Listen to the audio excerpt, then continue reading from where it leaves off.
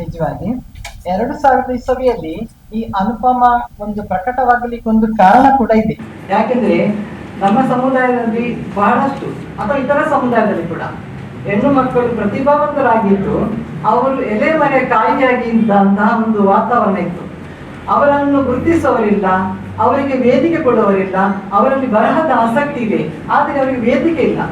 ಅಂತ ಸಮಯದಲ್ಲಿ ನಮ್ಮ ಅಂದಿನ ಸನ್ಮಾರ್ಗ ವಾರಪತ್ರಿಕೆಯ ಸಂಪಾದಕರಾದ ಇಬ್ರಾಹಿಂ ಸೈದರ್ ಅವರು ಅಂತಹ ಪ್ರತಿಭಾವಂತ ಹೆಣ್ಣು ಮಕ್ಕಳಿಗೆ, ಎಲೆಯ ಮರೆಯ ಕಾಯಿಯಂತಿರುವ ಹೆಣ್ಣು ಮಕ್ಕಳಿಗೆ ಒಂದು ವೇದಿಕೆಯಾಗಿ ಮಹಿಳಾ ಮಾಸಿಕ ತರುವ ಕನಸನ್ನು ಅವರು ಕಂಡರು.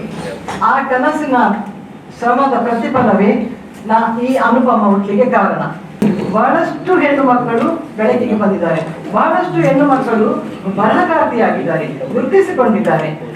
ವಿಶೇಷವೇನೆಂದರೆ ನಮ್ಮ ಈ ಪತ್ರಿಕೆ ಇಂತಹ ಸಂದರ್ಭದಲ್ಲಿ 2000 ಇಸವಿಯಲ್ಲಿ ಮಂಗಳೂರಿನಿಂದ ಮುಸ್ಲಿಂ ಸ್ತ್ರೀಯರಿಂದಲೇ ಅನುಪಮ ಎಂಬ ಮಾಸಪತ್ರಿಕೆ ಆರಂಭಗೊಂಡಿತು. ಸ್ಲೋಗನ್ ನೊಂದಿಗೆ ಪ್ರಾಣಿಗೆ ಸುಮಧುರ.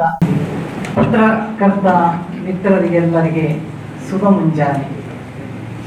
ಸುಂದರ ನಾಳೆಗೆ ಸುಮಧುರ ಬಾಳಿಗೆ ಎಂಬ ಸ್ಲೋಗನ್ನೊಂದಿಗೆ ಪ್ರಕಟವಾದ ಅನುಪಮ ಮಾಸಿಕ ತನ್ನ 25 ವರ್ಷವನ್ನು ಪೂರ್ಣಗೊಳಿಸಿ. ಈ 25 ವರ್ಷ ನಮ್ಮ ಪಾಲಿಗೆ ದೊಡ್ಡದೇ. ಪತ್ರಿಕೋದ್ಯಮದ ರಂಗವು ಪುರುಷರ ಕ್ಷೇತ್ರ ಎಂಬ ಮಾತು ಈಗ ಪುರಾತನವಾಗಿದೆ. ಈಗ ಮಹಿಳೆಯರು ಈ ರಂಗದಲ್ಲಿ ತಮ್ಮನ್ನು ತೊಡಗಿಸಿಕೊಂಡಿದ್ದಾರೆ. ಭಾರತದಲ್ಲಿ 100 ಮಹಿಳಾ ಪತ್ರಕರ್ತೆಯರು ತಮ್ಮ ಸಾಧನೆಯನ್ನು ದಾಖಲಿಸಿದ್ದಾರೆ. ಕನ್ನಡ ಪತ್ರಿಕೋದ್ಯಮದಲ್ಲಿಯೂ ಸ್ತ್ರೀಯರ ಪಾಲ್ಗೊಳ್ಳುವಿಕೆ ಗಮನಾರ್ಹವಾಗಿದೆ. ಹೀಗಿದ್ದರೂ ಮುಸ್ಲಿಂ ಮಹಿಳೆಯರ ಪಾಲುದಾರಿಕೆ ತೀರಾ ನಗಣ್ಯ ಎನ್ನಬಹುದು. ಇಂತಹ ಸಂದರ್ಭದಲ್ಲಿ 2000 ಇಸವಿಯಲ್ಲಿ ಮಂಗಳೂರಿನಿಂದ ಮುಸ್ಲಿಂ ಸ್ತ್ರೀಯರಿಂದಲೇ ಅನುಪಮ ಎಂಬ ಮಾಸಪತ್ರಿಕೆ ಆರಂಭಗೊಂಡಿತು. ಇದು ಮಹಿಳೆಯರಿಂದ ಮಹಿಳೆಯರಿಗಾಗಿ ಪ್ರಕಟವಾಗುತ್ತಿರುವ ಕೌಟುಂಬಿಕ ಪತ್ರಿಕೆ. ಅನುಪಮ ಜಾತಿ, ಜನಾಂಗ, ಮತ, ಧರ್ಮಗಳ ವ್ಯತ್ಯಾಸವಿಲ್ಲದೆ ಪ್ರತಿಭಾವಂತರಿಗೆ ಧ್ವನಿ ನೀಡಿದೆ. ಇಂದು ಹೆಚ್ಚಿನ ಪತ್ರಿಕೆಗಳು ವಿಷಯ ಲಂಪಟತನ,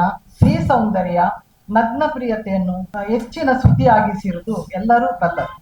ಆದರೆ ಅನುಪಮ ಶುದ್ಧವಾದ ಪತ್ರಿಕೋದ್ಯಮವನ್ನೇ ನೆಚ್ಚಿಕೊಂಡಿದೆ. ಹಿಂಸೆ, ಕಲಹ, ಒಡಕು, ಕೋಮು ಪಕ್ಷಪಾತ ಇತ್ಯಾದಿ ಕೆಡುಕುಗಳು ಅನುಪಮಗೆ ಅಪರಿಚಿತವಾಗಿದೆ. ಇಂದು ಮಹಿಳೆಯರ ಸುಧಾರಣೆ ಹೆಸರಿನಲ್ಲಿ ಶೋಷಣೆ ನಡೆಯುವುದೇ, ಮನರಂಜನೆ ಹೆಸರಿನಲ್ಲಿ ಅಶ್ಲೀಲತೆಯ ದರ್ಶನವಾಗುವುದೇ ಜಾಸ್ತಿಯಾಗಿದೆ. 25ನೇ ವರ್ಷ ಪೂರ್ಣಗೊಳಿಸಿದ ಈ ಸಂದರ್ಭದಲ್ಲಿ ಅನುಪಮ ಬಳಗವು ವಿಶೇಷಾಂಗವನ್ನು ಹೊರತಂದಿದೆ. ಈ ವಿಶೇಷಾಂಗವನ್ನು ಸನ್ಮಾನ್ಯ ಮುಖ್ಯಮಂತ್ರಿ ಸಿದ್ದರಾಮಯ್ಯನವರು ತಮ್ಮ ಕಾವೇರಿ ನಿವಾಸದಲ್ಲಿ ಈಗಾಗಲೇ ಬಿಡುಗಡೆಗೊಳಿಸಿದ್ದಾರೆ. ಈ ಬೆಳ್ಳಿ ಹಬ್ಬದ ಪ್ರಯುಕ್ತ ಮಂಗಳೂರಿನ ಪುರಭವನದಲ್ಲಿ ಜನವರಿ 15ರ ಗುರುವಾರದಂದು ಬೆಳಿಗ್ಗೆ 10 ಗಂಟೆಗೆ ಮಹಿಳೆಯರ ಬೃಹತ್ ಓದುಗರ ಸಮಾವೇಶ ನಡೆಯಲಿದೆ. ಸಮಾವೇಶದಲ್ಲಿ 25ನೇ ವರ್ಷದ ವಿಶೇಷ ಸಂಚಿಕೆಯನ್ನು ಮತ್ತು ಬೆಳ್ಳಿ ಹಬ್ಬದ ಸಂಭ್ರಮವನ್ನು ಖ್ಯಾತ ಸಾಹಿತಿಗಳಾದ ಶ್ರೀಮತಿ ಡಾಕ್ಟರ್ ಕೆ ಶರೀಫಾ ಉದ್ಘಾಟಿಸಲಿದ್ದಾರೆ. ಗೌರವ ಅತಿಥಿಗಳಾಗಿ ವಿಧಾನಸಭೆಯ ಸ್ಪೀಕರ್ ಸನ್ಮಾನ್ಯ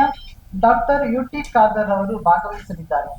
ಈ ಕಾರ್ಯಕ್ರಮದಲ್ಲಿ ಮುಖ್ಯ ಅತಿಥಿಗಳಾಗಿ ಮಂಗಳೂರು ನಗರ ಪೊಲೀಸ್ ಸಂಚಾರ ವಿಭಾಗದ ಎಸಿಪಿ ನಜ್ಮಾ ಫಾರೂಕಿ, ಕರಾವಳಿ ಲೇಖಕಿ ವಾಚಕರ ಸಂಘದ ಅಧ್ಯಕ್ಷೆ Shakuntala Shetty, Bethany Saint Teresa college ಪ್ರಾಂಶುಪಾಲೆ ಸಿಸ್ಟರ್ ಬ್ಲೂಡ್ಸ್, ಅಂತಾರಾಷ್ಟ್ರೀಯ ಚಿನ್ನದ ಪದಕ ವಿಜೇತೆ ಕಬಡ್ಡಿ ಆಟಗಾರ್ತಿ ಧನಲಕ್ಷ್ಮಿ, ಆಪ್ತ ಸಮಾಲೋಚಕಿ ಡಾಕ್ಟರ್ ರುಕ್ಸಾನಾ ಭಾಗವಹಿಸಲಿದ್ದಾರೆ. ಈ ಕಾರ್ಯಕ್ರಮದಲ್ಲಿ ಮಹಿಳಾ ಸಾಧಕರಿಗೆ ಸನ್ಮಾನ ನಡೆಯಲಿದ್ದು, ಕೆಎ ರೋಹಿಣಿ, ಸರಸ ಬಿ ಕೃಷ್ಣ ಕಮ್ಮರಡಿ, ಸಮಾಜ ಸೇವಕಿ ಹರಿಣಿ, ಆಯಿಷಾ ಇ ಶಾಫಿ ಅವರನ್ನು ಸನ್ಮಾನಿಸಲಾಗುವುದು. ಅದರೊಂದಿಗೆ ಕಾರ್ಯಕ್ರಮದಲ್ಲಿ ಓದುಗರು ತಮ್ಮ ಅನಿಸಿಕೆಯನ್ನು ನೀಡಲಿದ್ದು ಕಾರ್ಯಕ್ರಮದ ಮೆರುಗನ್ನು ಹೆಚ್ಚಿಸಲಿದೆ. ಪ್ರಧಾನ ಸಂಪಾದಕಿಯಾಗಿ ಶಹನಾಜ್ ಎಂ ಪ್ರಾಸ್ತಾವಿಕ ಭಾಷಣ ಮಾಡಲಿದ್ದಾರೆ. ಮತ್ತೆ ಅಧ್ಯಕ್ಷತೆಯನ್ನು ಜಮಾತ್ ಇಸ್ಲಾಂ ಹಿಂದ್ ಮಹಿಳಾ ವಿಭಾಗದ ಕೇಂದ್ರ ಕಾರ್ಯಕಾರಿ ಸಮಿತಿ ಸದಸ್ಯೆ ಸಮೀನಾ ಅಫ್ಸಾನ್ ವಹಿಸಲಿದ್ದಾರೆ.